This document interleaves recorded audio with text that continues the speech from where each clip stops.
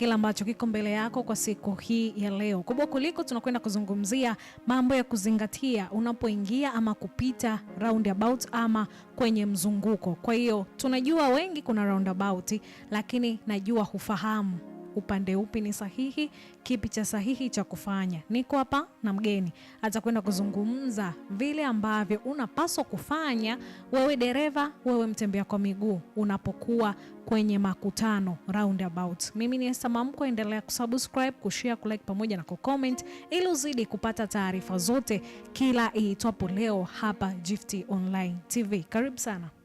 Asante sana. Kwa majina naitwa Sergeant Samora Jonathan. Ndio. Natokea kitengo cha usalama barabarani, elimu kwa umma, mkoa wa Kilimanjaro. Karibu sana. Asante sana. Kama ambavyo leo tena tumekuja na mada ambayo mada hii inazungumzia mambo ya kuzingatia unapofika katika mzunguko wa roundabout. Ndio. Ni kwamba sisi kama watumiaji wa barabara au sisi kama madereva, ni vitu gani hasa vya msingi tunapaswa tuweze kuzingatia. Okay. Na siku zote ni kwamba tunasema tu ya kwamba dereva ambaye anayefika katika mzunguko huu wa barabara, tunasema roundabout, ndio, kwanza kabisa anapaswa aweze kuchukua tahadhari kwa kuweza kupunguza mwendo. Okay.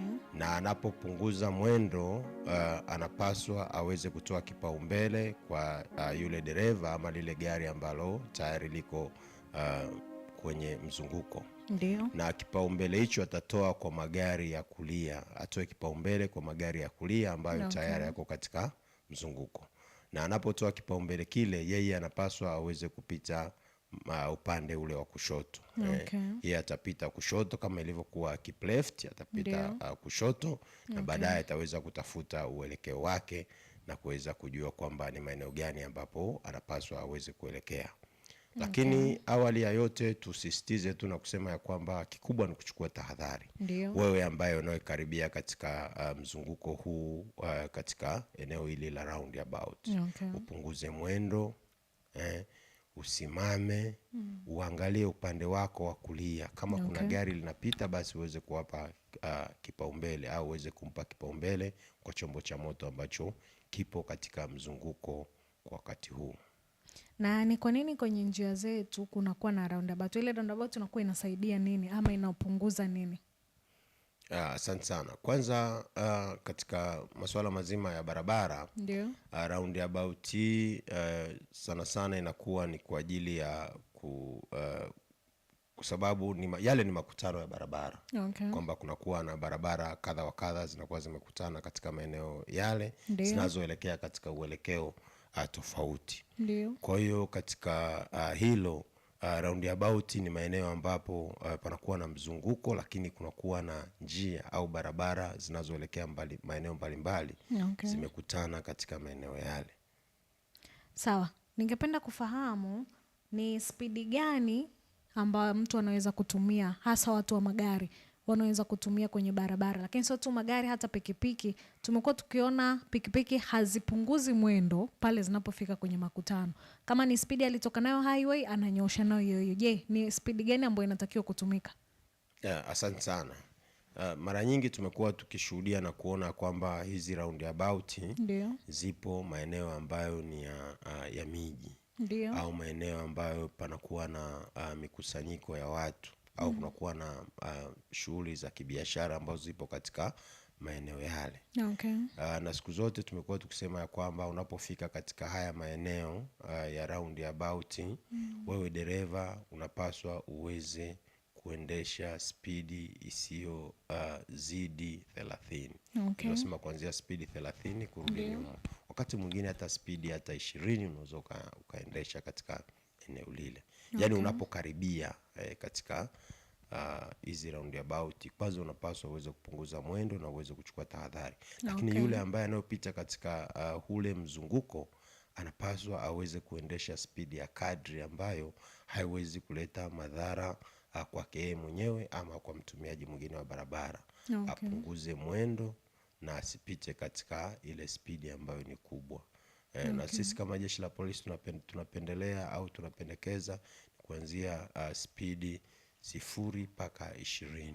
Okay, ndo mwendo sahihi. Ni mwendo sahihi, lakini licha ya hayo yote, dereva yule anapaswa aweze kuchukua tahadhari. Okay. Aweze kuchukua tahadhari kwa sababu kuna watumiaji wengine wa barabara au kuna dharura yoyote inaweza kujitokeza. Kwa hiyo achukue tahadhari kwa ajili ya kuweza kulinda usalama wake pamoja na usalama wa watumiaji wengine wa barabara kwa wakati huo. Lakini katika yote, yule aliyeko katika ule mzunguko ndiye anayepaswa aweze kupewa kipaumbele na hawa madereva wengine ambao aidha wanakaribia au wanataka kuingia katika mzunguko huu wa roundabout. Okay, sawa. Mtazamaji wa Gift Online TV, tunamdhamini hapa ambaye anatupa nguvu ya kuwa hapa kwenye kipindi hiki cha Live Theater. Haya ni maji ya uzima. Maji haya yanapatikana ndani ya huduma tu. Huduma hii ni huduma ya Mlima Moria Ministry iliyoko chini ya mtumishi wa Mungu Gideon wa Maili Sita. Maji haya huwezi kuyapata sehemu nyingine yoyote zaidi tu ya huduma. Huduma hii ipo Maili Sita. Kama unatokea Moshi mjini, utapanda magari ya kwenda Maili Sita, Machame, Sanya, Maboma ama Arusha, utashukia kituo cha mashine, utakutana bango kubwa la ratiba za ibada. Siku za ibada ni Jumatano, Ijumaa ambazo unaingia saa 8 mpaka saa 11 jioni, lakini siku ya Jumapili ni saa 6:30 mpaka saa 10:30. Maji haya nikukumbushe, huyapati sehemu nyingine yoyote ila tu ndani ya huduma ya Mlima Moria Ministry iliyoko chini ya mtumishi wa Mungu Gideon wa Maili Sita. Tunaendelea kuzungumza mambo muhimu ya kuzingatia pale unapoingia ama kupita kwenye mzunguko ama roundabout. Ni yapi ambao tumefundishwa, ni yapi ambao tunaendelea kuzungumza, lakini ni wakati wa kwako kutuma comment, uliza swali, changia mada. Kama kuna ambacho kinakutatiza, kama kuna ushauri ambao unatamani kuusema, zungumza hapo kwenye comment section yako, tutaweza kujibu, itaweza kufanyiwa kazi. Tumeweza kuona haya magari wanaita magari ya dharura ama hizo ambulance huwa hazizunguki kama pengine kuna foleni ama vipi. Je, ile haiwezi kuleta athari yoyote? Ni kweli wakati mwingine tumekuwa tukiona haya magari yetu ya dharura hususan ambulance zikipita ule upande wa kulia, yani zikiingia ule upande wa kulia na sio kupita upande wa kushoto kama ambavyo ilivyokuwa kawaida. Ndio. Lakini niseme tu ya kwamba hakuna aliyoko juu ya sheria, lakini haya magari ambayo tunasema ni ambulance ni magari ya dharura. Kwa hiyo dereva wa hili gari la dharura anapaswa aweze kuzingatia. Aweze kuzingatia kwa sababu asije akawa chanzo cha kuhatarisha aidha usalama wake, usalama wa kile chombo au usalama wa watumiaji mwingine wa barabara. Dereva huyu anapaswa aweze kuwa mwangalifu. Na endapo akisababisha ajali katika hali ya namna ile, anaweza akashtakiwa kwa sababu sheria hii haimlindi dereva ambaye atakayesababisha aidha uharibifu wa mali au madhara kwa watumiaji wengine wa barabara. Kwa cha msingi kabisa ni kwamba kama dereva wa ile gari la dharura ataona kwa wakati huo kutokana na dharura iliyoko, labda anaweza akapita katika mazingira yale, anaweza akapita, lakini hatushauri hilo sana. Tunashauri ya kwamba waweze kuzingatia na kuweza kufuata taratibu. Wasimame katika mzunguko pale, watoe kipaumbele kwa yule ambaye anayopita kwa wakati ule, au yule aliyoko katika ule upande wa kulia akiona kuna ambulance na imetoa ishara, anaweza akamruhusu au akampa fare akaweza kupita. Lakini cha msingi zaidi ni kwamba haya magari ya dharura yaweze kuwa makini na yaweze kuchukua tahadhari, yasije akawa chanzo cha kupelekea kutokea kwa ajali ya uzembe katika maeneo yale. Ni adhabu gani ambayo anapewa dereva ambaye anafanya kukiuka sheria ama taratibu ambazo zimewekwa kwa ajili ya makutano? Asante sana. Kwanza kabisa niseme tu ya kwamba inategemea na aina ya kosa ambayo dereva yule amelifanya. Dereva ambao anayeshindwa kuzingatia katika hizi roundabout, dereva huyu anaweza akashtakiwa kwa kosa la matumizi mabaya ya barabara. Kwa kutokuzingatia. Yani yeye anakuja tu katika mzunguko wa roundabout, hasimami, hatoi kipaumbele kwa magari ambayo yanayokuja upande wake wa kulia na kuyaruhusu yaweze kupita. Yeye akipita tu pale, ndapo kama akisababisha ajali, basi ajali ile itakuwa imesababishwa na yule ambaye hakutaka kufuata taratibu. Kwa hatua zake ni pamoja na kushtakiwa, kufikishwa mahakamani na hata wakati mwingine anaweza akafungiwa au akafutiwa leseni yake endapo kama ataleta madhara yatakayoweza kuleta madhara kwa watumiaji wengine wa barabara au kuleta majeruhi au kusababisha majeruhi. Umezungumzia kutokana na makosa. Ningependa kufahamu ni makosa gani ambayo yanafanyika roundabout? Makosa mengi ambayo yanayofanyika katika mizunguko hizi au mizunguko hii ya roundabout ni pamoja na madereva kutokuwa makini. Unakuta hawazingatii au hawatoi kipaumbele kwa yule ambaye aliyoko upande wa kulia au yule ambaye aliyoko katika mzunguko. Kwa hiyo niseme tu ya kwamba kumekuwa na makosa ya namna hiyo. Makosa mengine ni kwamba wengine wamekuwa wakipita katika maeneo yale kwa mwendo kasi. Wengine wamekuta hawajali, hawatoi kipaumbele kwa watumiaji wengine wa barabara kama yule ambaye yuko kwenye mzunguko. Kwa hiyo kunakuwa na makosa ya aina hiyo. Sawa, ningependa kufahamu, je, ni sahihi kwa mtembea kwa miguu kuvuka barabara na roundabout? Sio sahihi.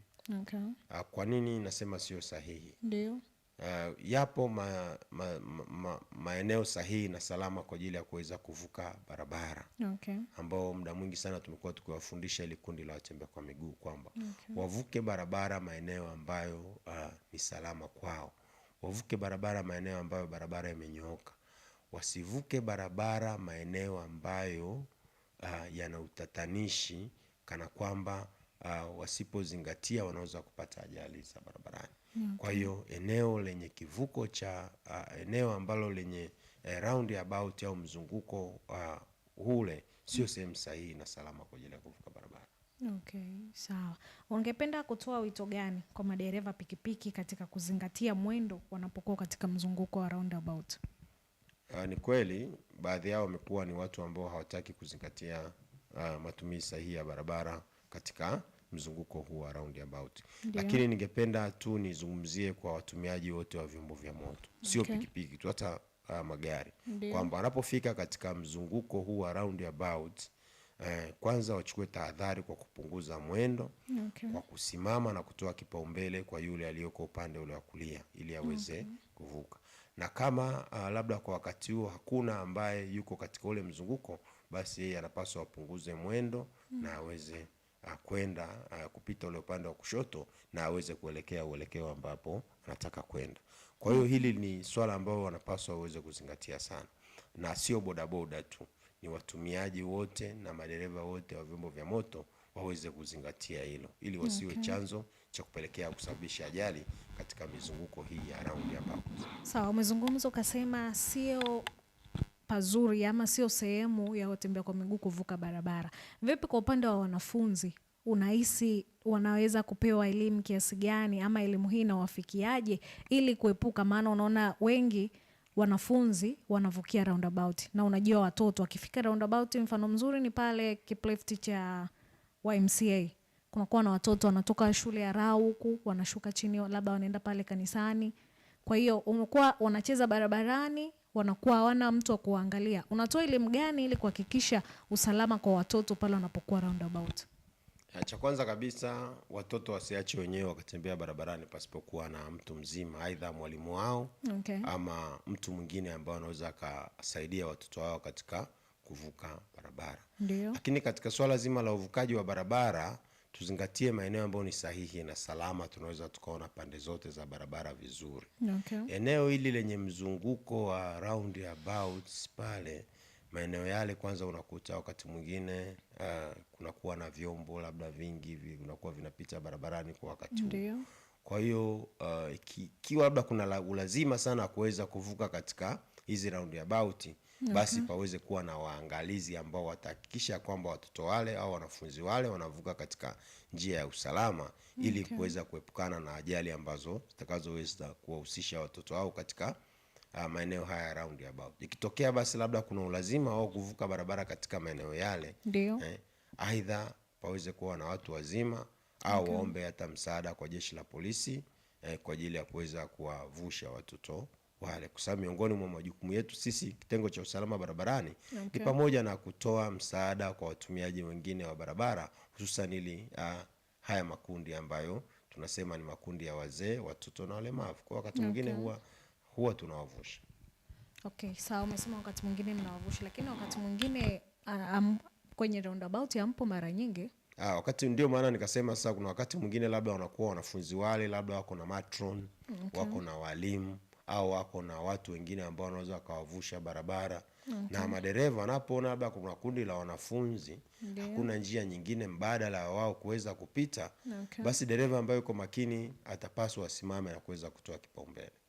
Unahisi ni elimu aina gani ama njia gani itumike kwa ajili ya kutoa elimu kwa madereva katika kuzingatia usalama wa watu wengine, hasa hawa makundi ambayo tunayapa kipaumbele?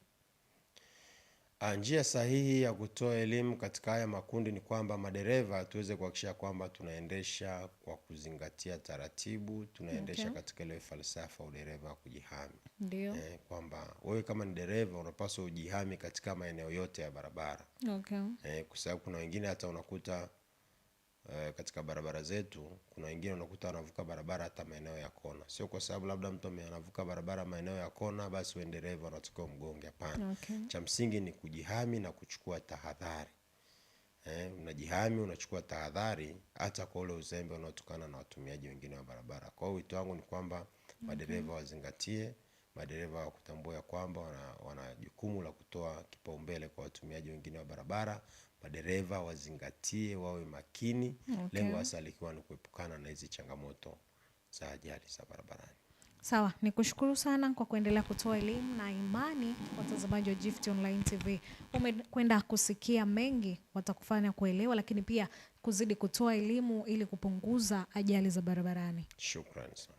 Mtazamaji wa Gift Online TV, tumefika tamati kwa siku hii leo. Tulikuwa tunazungumza mambo ya kuzingatia unapoingia ama kupita kwenye roundabout. Lakini wewe mtembea kwa miguu, kumbuka sio sehemu sahihi ya wewe kuvuka, ili kuepusha ajali barabarani, uharibifu wa miundombinu. Endelea kufuatilia Gift Online TV kwa mengine mengi mazuri zaidi. Asante.